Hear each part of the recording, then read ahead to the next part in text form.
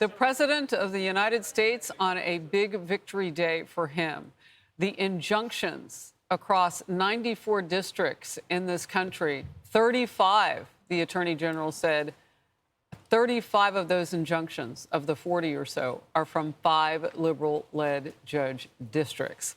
That's what she said. Setting this up, the president started with talking about the victory and what it means for his agenda, and then he welcomed his attorney general to the lectern inside the White House press briefing room. It has been about an hour, and we've been all over it. You're watching Outnumbered. I'm Harris Faulkner, here with my co-host Emily Compagno.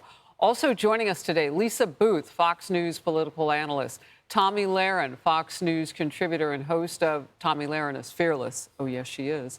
On Outkick and foxnews.com. David Webb, Fox News contributor as well. Emily, I'm going to come to you.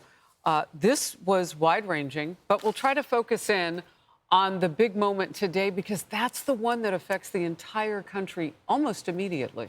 Right, the injunctions. And you and I were speaking offline about the importance of the merits and the substance of the underlying case. So I'll get to that in a second because they're intertwined. This was a momentous decision, and this reined in the judiciary's sort of wild, agenda-driven decisions that have had a nationwide impact, as we've been discussing, 40 nationwide injunctions on a whole host of cases, from DOJ to everything, immigration and more, and sends the message that one activist judge in a district court in one of 5 states can't actually have an impact reining in the executive power. So here the executive branch is reasserting their power, their authority, and I thought what President Trump said was so correct in response to a reporter's question, which is it brings back the Constitution. It puts back the power of the people back into their hands because it's restoring the executive branch's authority. And in terms of that underlying merits, as we talked about, it'll come up in October. But this is part of a dual strategy that the DOJ is exerting, right? That they're seeking, A, to rein in that judiciary power, right, exert executive control, but also to sort of redefine the 14th Amendment. Everything that people take as gospel, it stems from a case in 1898 about a birthright citizenship.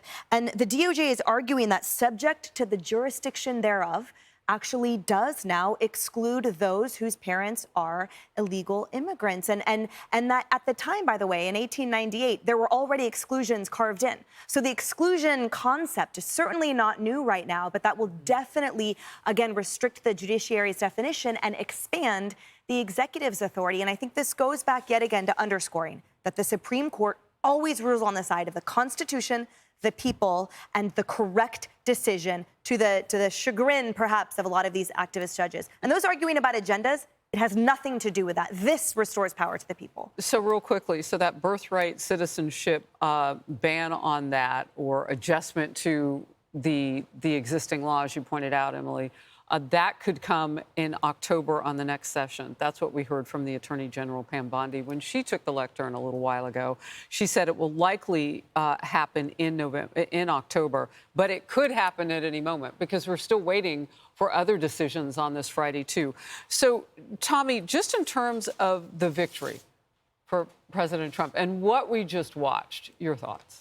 This isn't just a victory for President Trump. This is a victory for the American people for many election cycles to come, because what these activist judges were doing was effectively wasting President Trump's time, but really wasting the American people's time, because what this did is it delayed the people's mandate to the president and to all of those who are supposedly serving us.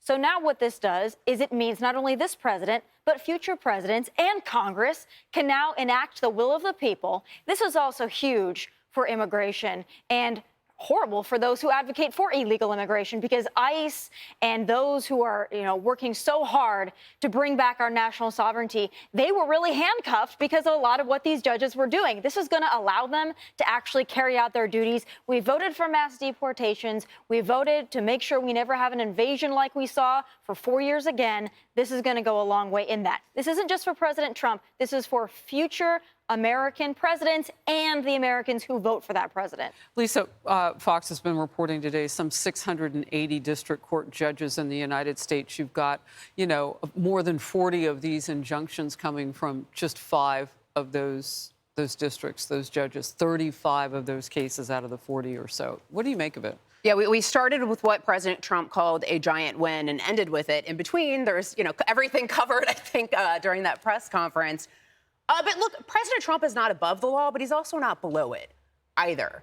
And we also saw Speaker Johnson in April had mentioned that 67% of all nationwide injunctions in the past 100 years have been issued against President Trump, and 92% have come from Democrat-appointed judges. So that's what's happening here, right? Liberal judges have become the new face of the resistance, and Democrats have subscribed to the ends justify the means mentality when it comes to President Trump.